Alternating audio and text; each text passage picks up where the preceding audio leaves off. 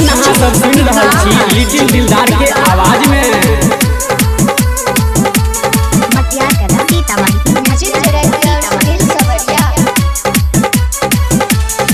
लौका तिरंगा जेब दरभंगा, जय जवान जय किसान कहबो भाई।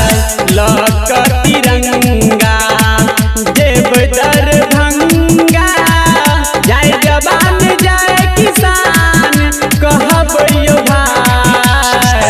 चाहे भल जान जय या दिल के प्राण जय, भारत माता जय सब कहबो भाई।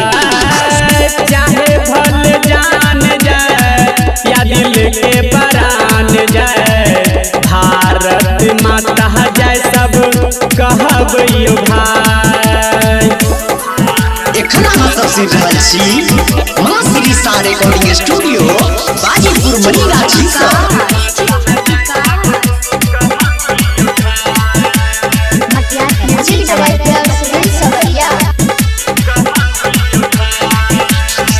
भारत माता ले दो देव जानियो, नहीं जानी बॉर्डर पर शहीद भेलै कतेक जवानियो।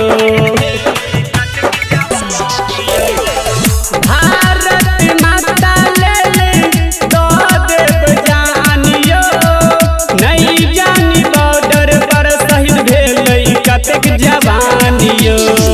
कान छे गौआ टोला एलैन भैया भोला, देखैल सब कियो जेबैयो भाई। चाहे भल जान जय या दिल के प्राण जय, भारत माता जय सब कहबो भाई। चाहे भल जान जय या दिल के प्राण जय, भारत माता जय सब कहबो भाई। एखन अहाँ सब सुनि रहल छी मां श्री सा रिकॉर्डिंग स्टूडियो बाजीपुर मनीगाछी से।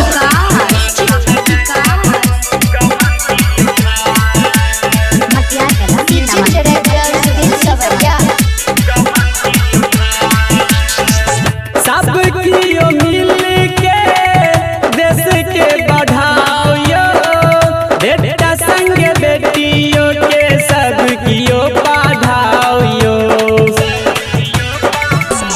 जय हिंद।